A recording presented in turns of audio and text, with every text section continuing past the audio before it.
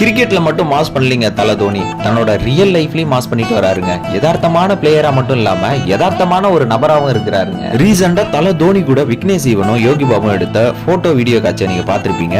அதுல விக்னேஷ் சிவன் என்ன பண்றாருன்னா, நம்ம தான் தோனி கூட பக்கத்துல நிக்கணும், யோகி பாபா அந்தானே நின்னா கூட பரவாயில்ல அப்படின்னு யோகி பாபு முன்னாடி போறவரை இழுத்து விட்டுட்டு அவரு போய் முன்னாடி நிக்கிறாரு. இதை பார்த்த நம்ம தல தோனி, என்னதான் அவங்க காமெடி ஆக்டரா இருந்தாலும் அவங்களுக்குன்னு ஒரு தனி மார்க்கெட் இருக்கு அப்படின்றத மனசுல வச்சுட்டு இந்த போட்டோ எடுத்து முடிச்சோன்னா அடுத்த போட்டோவுக்காக தோனி வந்து நம்ம யோகி பாபா பக்கத்துல நிக்க வச்சுட்டு சிவனை அந்தாண்ட சைட்ல நிக்க வச்சு ஒரு போட்டோ எடுத்தாரு. இதை பார்த்த உடனே எனக்கு என்ன தோணுச்சுன்னா, எண்ணம் போல் வாழ்க்கை அப்படின்னு சொல்லுவாங்கல்ல, அதே மாதிரி தோனிக்கு அவர் எண்ணம் போல் தாங்க வாழ்க்கை.